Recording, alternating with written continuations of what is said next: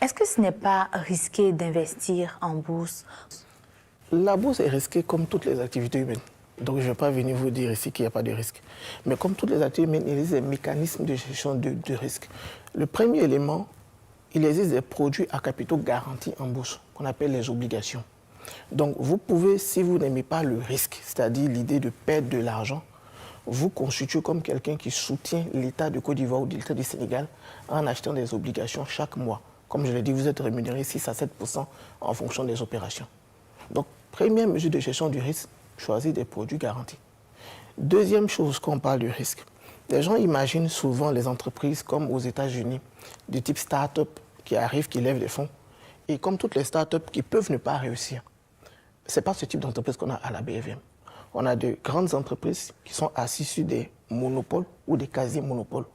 La BFM est une bourse qui a ses entreprises. Ça n'a rien à voir avec la bourse américaine. Et troisième idée, c'est la volatilité. Donc les gens ont peur de la bourse parce qu'ils se disent, je vais mettre de l'argent, s'il y a un problème, mon argent va baisser fortement ou des choses comme ça.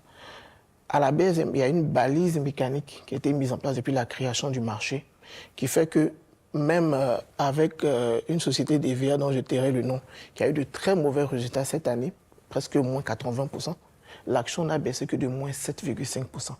Parce que c'est la balise mécanique sur les variations des cours de bourse chaque jour. Donc peu importe le problème que l'entreprise a, l'action ne peut baisser que de 7,5% par jour. Donc c'est ces trois idées-là, déjà les produits à capitaux garantis, la solidité des entreprises, et le fait d'avoir bloqué la volatilité que nous on propose comme mécanisme de gestion de risque.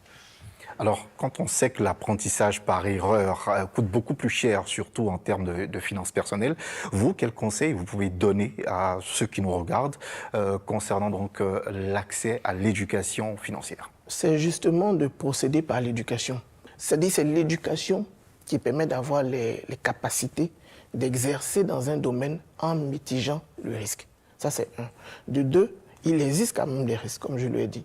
Donc, l'éducation vous donne les moyens d'utiliser des techniques pour gérer. Donc, en venant à l'information, on va vous donner les informations, comme on dit, on va vous donner les nouvelles du marché, et ça vous permet d'évoluer tranquillement. Et sur quoi vous travaillez en ce moment? On continue de renforcer notre présence dans l'écosystème. Aujourd'hui, tout le monde a compris que pour le développement du marché, il y a les acteurs techniques, comme les SG, les SGO, et il y a aussi la nécessité d'avoir des écoles de formation qui font un travail et qui vous envoient des investisseurs qui savent ce qu'ils font.